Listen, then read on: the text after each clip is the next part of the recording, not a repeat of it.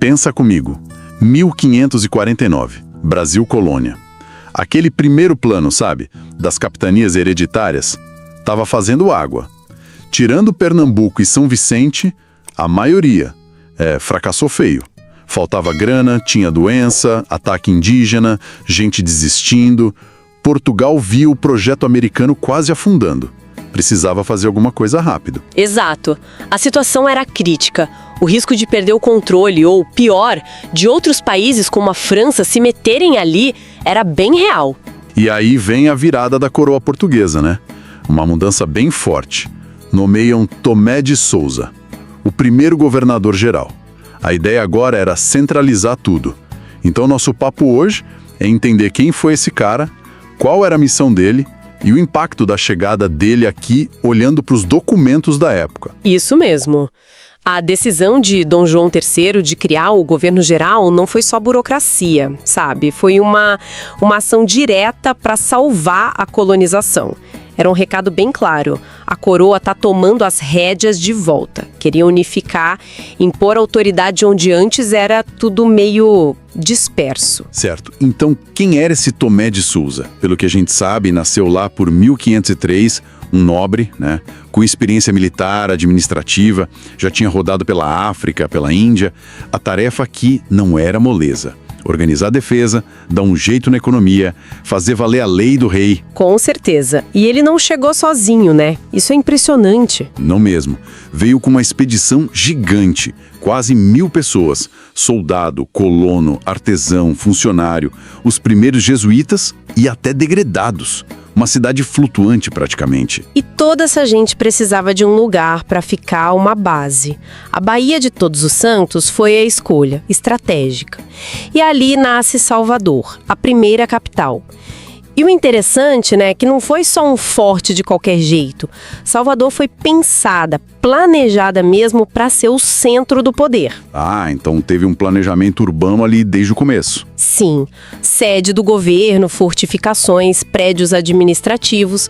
Como disse o Frei Vicente do Salvador, que foi o primeiro historiador nascido aqui, ele falou que Tomé de Sousa foi o que verdadeiramente fundou esta cidade de Salvador.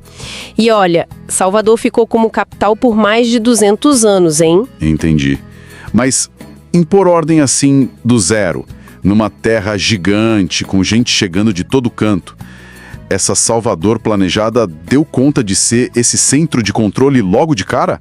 Ou as fontes já mostram os problemas, a dificuldade de fazer a vontade do rei valer na prática? Ótima pergunta. O plano existia, claro, mas a realidade aqui era outra coisa, muito complexa. O próprio fato de trazerem tanto soldado e até degredados já mostra que a coroa esperava, sim, resistência, desordem. A autoridade não bastava decretar, tinha que ser construída, afirmada dia após dia. E isso a gente vê nas ações dele. Falando em construir autoridade, junto com a administração vieram os jesuítas, o famoso Manuel da Nóbrega na liderança. A missão oficial, catequizar os indígenas. Mas era também para fortalecer Portugal aqui, pela fé, pela educação, né? Tem aquela frase do Nóbrega: com o governador Tomé de Sousa viemos a esta Bahia, que será a cabeça de todas as terras do Brasil. Mas essa parte religiosa não gerou atrito também logo de cara? Com certeza gerou. A catequese, embora vista pela coroa como um jeito de integrar e controlar, batia de frente muitas vezes com os interesses dos colonos, principalmente por causa da mão de obra indígena. Os jesuítas, às vezes, defendiam os indígenas de uma escravização mais brutal, sabe?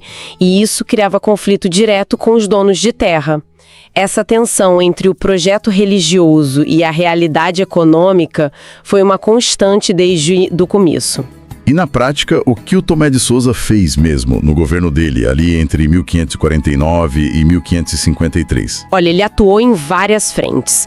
Primeiro, reforçou a defesa da costa. Isso era crucial, por causa dos franceses e outros que rondavam por aqui. Depois tentou incentivar a pecuária, para diversificar um pouco a economia, não ficar só no extrativismo. Também buscou regulamentar a questão indígena, combatendo a escravidão sem controle, mas o sucesso aí foi limitado. E lançou as bases da administração, da cobrança de impostos, da justiça. O Peros e Magalhães de Gândavo até elogiou a grande prudência e governo dele. Mas, nossa, a tarefa era gigantesca. Botar ordem num território enorme, com colonos querendo ganhar o seu a qualquer custo, era um desafio diário. E as fontes trazem os detalhes que dão mais cor a essa história, né? Tipo a inclusão de degredados na expedição. É curioso pensar nessa sociedade organizada que já chega trazendo criminosos condenados. Mostra a complexidade humana ali desde o dia zero. E foi com ele que começaram os registros mais formais, população, de economia. Sinal claro da tentativa de controle, né? Exatamente. E mesmo com essa postura mais militar, o Tomé de Souza teve que negociar. As fontes mostram isso. Ele manteve relações diplomáticas com alguns grupos indígenas. Era pragmatismo puro, questão de sobrevivência no início. Isso mostra que a imposição do poder não era assim absoluta. Tinha espaço para jogo de cintura, para alianças táticas. Olhando para trás, então, qual foi o saldo principal dessa gestão do Tomé de Souza? O impacto foi imenso, sem dúvida. A chegada dele e a estrutura do governo geral deram a unidade que faltava. Isso provavelmente salvou o projeto colonial português de se fragmentar ou ser abandonado de vez. O historiador Capistrano de Abreu foi direto. Disse que Salvador, como centro político, salvou o Brasil do abandono. Mas o próprio Tomé de Souza resumiu bem a dificuldade numa carta ao rei. Ele escreveu algo como: "Esta terra necessita de ordem e justiça, pois cada um aqui quer ser senhor." Essa frase diz tudo. Então, resumindo, 1549 foi um ponto de virada total. A coroa entra em campo, centraliza com Tomé de Souza e Salvador, e transforma o que eram iniciativas isoladas numa colônia mais orgânica, sob controle direto de Portugal. Isso moldou o futuro do Brasil, né? Exato. E aquela frase do Tomé de Souza, "cada um aqui quer ser senhor", ela deixa a gente pensando, né? Se essa tensão entre a necessidade de uma ordem central e as ambições de cada um já estava lá no comecinho, de que maneira será que essa dinâmica continua influenciando a formação social, a política do Brasil nos séculos seguintes? Fica aí a reflexão.